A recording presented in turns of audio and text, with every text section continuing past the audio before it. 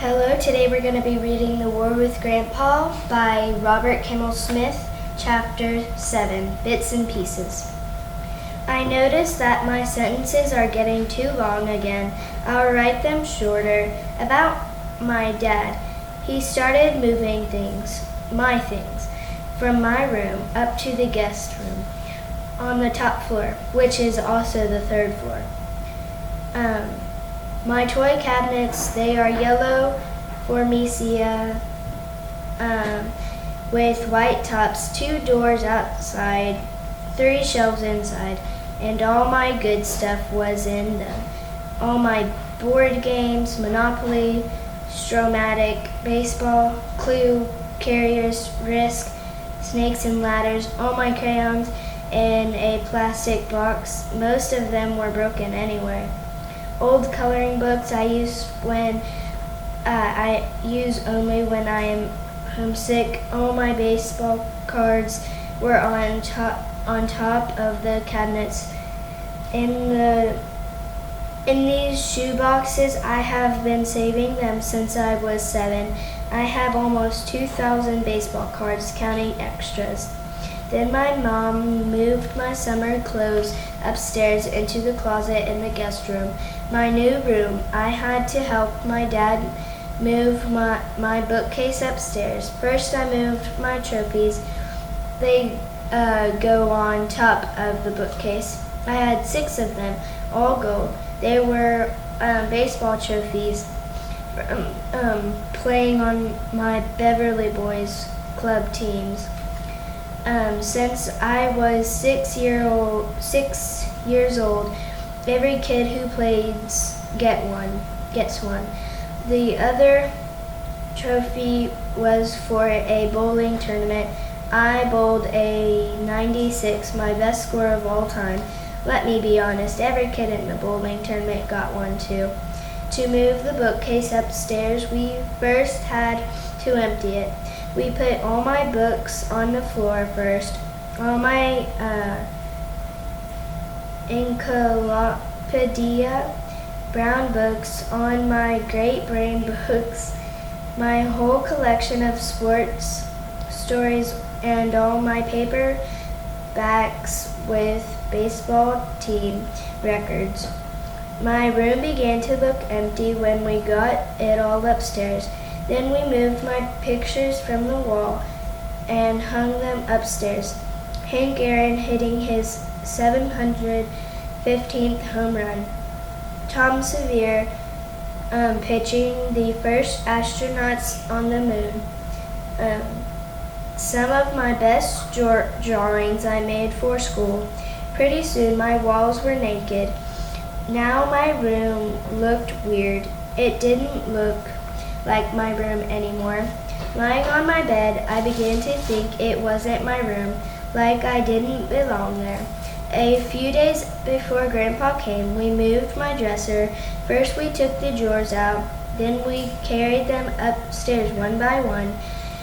Then we moved the dresser. It wasn't too heavy. Then we moved the old dresser from the guest room down into my room. Every night I had to go upstairs to bring down my clean clothes for the next day. We moved my desk. Next, it went upstairs in the corner of the guest room. I had to go up to the top floor every day after school to do my homework. The only thing left in my room was my bed, and the night before Grandpa came, we moved it upstairs too. Now all the guest room stuff was in my room, and all my things were up on the top floor in the guest room. I guess you'll start sleeping up here tonight, my dad said. I didn't say anything. Are you okay, Pete? My dad asked.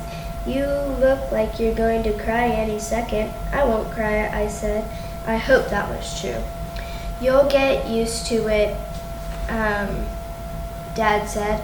He looked out of the window. Nice view from up here. Take a look, Pete. I stood next to my father and looked out. The Taub house was across the street. The street light in the corner showed through the trees. The tree on our lawn looked so close, I felt I could almost touch one of the branches. My dad put his arm around my shoulders. "Growing up, Pete," he said, "it isn't easy. Sometimes you have to do things you don't like." "I hate it up here," I said.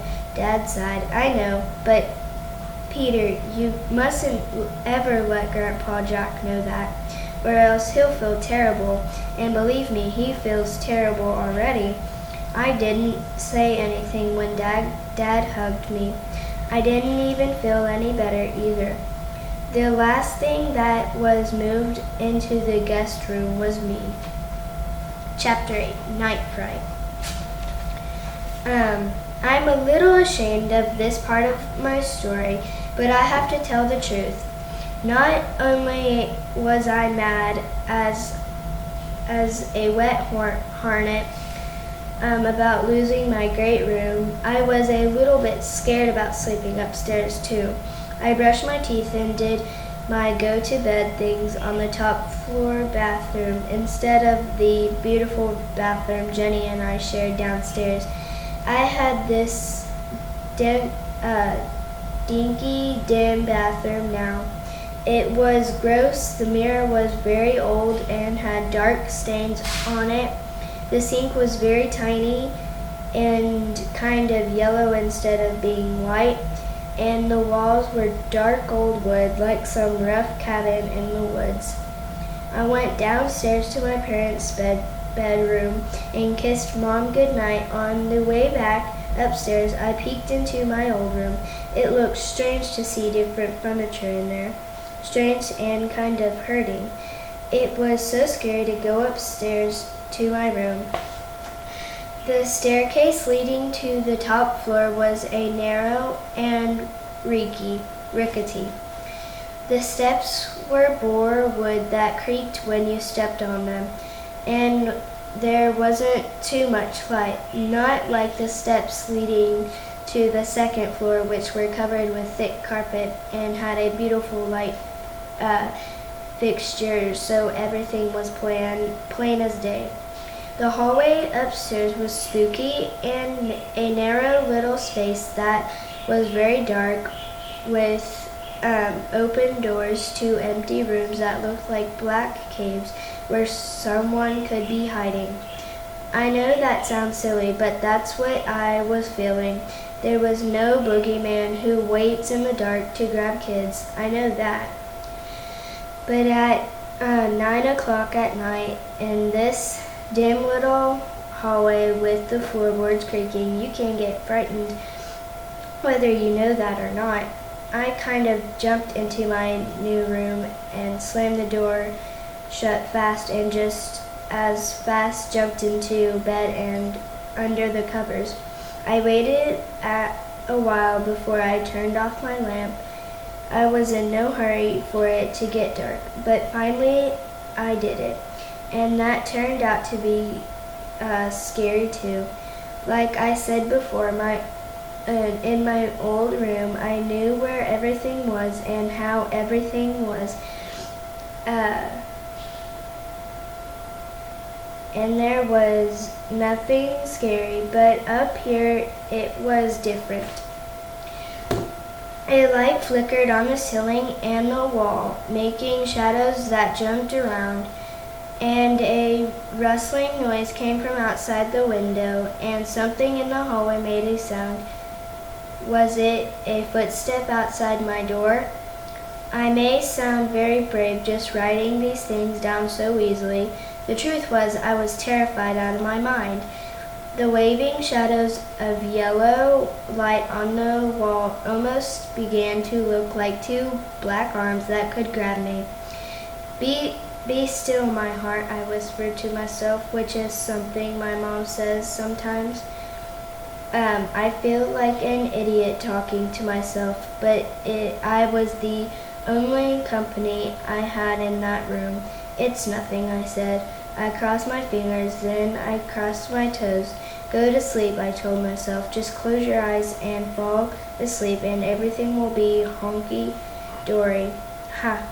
I got into my best sleeping position, which was curled up on my right side with my hands tucked up under my cheek. The rustling sound had to be from the big old tree outside my window. I figured after a while that the spooky yellow light was probably the street lamp on the corner, and the noises outside my door were just old floorboards creaking. And there really wasn't a crook or a murderer sneaking up here to get me, probably. And then I began to get angry. Why was I the only one in the house who had to give up something for Grandpa? Why me? And why was I stuck up here in the disgusting and scary place instead of staying in my great and wonderful old room? I thought about my illustrated book of old sea battles and the picture of John Paul Jones on deck with his big carved sword in the air. I have just begun to fight, he said. It gave me an idea. Maybe there was a way I could fight and to get back what was really mine. But how? That's what I was thinking about when I finally fell asleep. See you next time.